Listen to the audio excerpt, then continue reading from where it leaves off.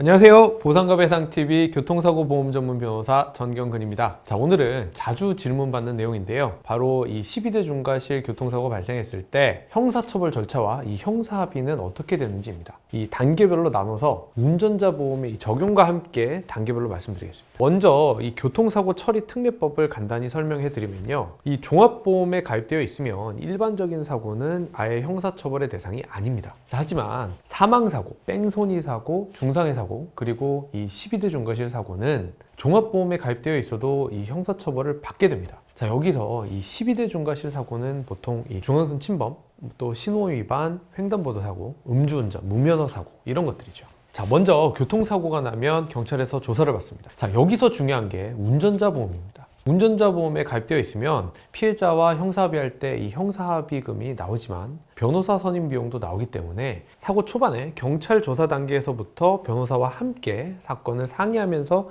진행할 수가 있습니다. 자, 이때 운전자 보험을 분석해 보면요, 형사합의금이 나오는지, 나온다면 언제, 얼마만큼 나오는지를 검토할 수 있게 됩니다. 경찰에서 이렇게 조사가 끝나고 나면 이 사건이 검찰로 송치됩니다. 검찰에서는 이때부터 보통 형사조정 단계에 들어가게 되는데요. 사고 이후에 사건이 이렇게 몇 개월 정도 지나기 때문에 피해자가 급성기 치료를 마치고 어느 정도 이 증상이 안정된 상태에 이르게 되면서 사고로 인한 이 피해 부위와 정도가 대략적으로 이렇게 나오게 됩니다. 이 내용을 가지고 가해자와 피해자가 형사합의를 할 수 있도록 형사조정에서 이렇게 조율을 하게 되는데요. 만약에 이 운전자 보험이 있다면 피해자의 이 진단 상태에 따라서 운전자 보험의 약관의 내용에 맞춰서 지원되는 이 형사합의금으로 합의를 시도하게 됩니다. 자, 그런데 사실 이 혼자서 형사합의를 해보려고 해도 이 운전자 보험의 내용이 약관에 이렇게 어떻게 되어 있는지, 또 피해자 측에 연락해서 진단서나 소견서를 어떻게 준비해야 되는지, 또 운전자 보험사에 이렇게 연락해서 보험금은 어떻게 청구해야 되는지, 얼마로 형사합의금이 지급되는지 실제로 고민해야 되는 일들이 많습니다. 그래서 보통 2단계에서 변호사를 선임하게 됩니다. 자, 운전자 보험에서 변호사 비용도 전부 다 지원이 되니까 부담이 없죠. 이후에는 검찰이 이렇게 기소를 하고요, 법원에서 공판이 진행됩니다. 자, 법원에서 형사사건이 진행되는 거죠. 보통은 2단계에서 형사합의가 가장 많이 이루어집니다. 사건이 법원에 이렇게 공판 단계까지 이렇게 넘어오게 되면 평균적으로 사고 이후에 6개월 정도가 지나기 때문에 피해자의 피해 상태를 이전보다 더욱더 구체적으로 확인할 수가 있고, 또 의학적인 이 진단명과 진단 주수가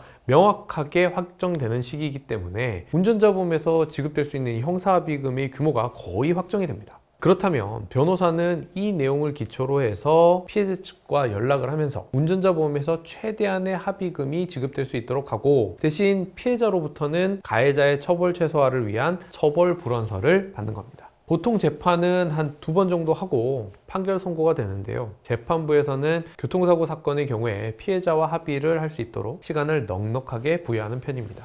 제가 담당했던 사건은요, 가해자가 이렇게 중앙선을 침범해서 사고가 난 경우가 있었어요. 피해자가 3명이었고 또 운전자분은 발가락이 다쳐서 약 4개월간 치료받을 정도로 다치셨습니다. 피해자가 3명인 상황에서 한 분이 많이 다치셨다 보니까 합의가 좀 어려울 수가 있었는데, 운전자 보험에서 보상을 최대한 많이 받으실 수 있도록 약관 내용을 이렇게 분석을 해서 피해자 3명의 진단서를 기초로 해서 모두 다 형사합의금을 충분히 지급을 받으셨고, 또 이후에 가해자가 이 중앙선을 침범하게 된 경위와 또 가해자가 형사합의를 하게 된 과정, 그리고 이 가해자가 진지한 반성을 어떻게 하고 있는지 이런 것들을 종합해서 법원에 의견서로 제출을 했고, 그 결과 가해자분은 벌금형을 선고받을 수 있었습니다.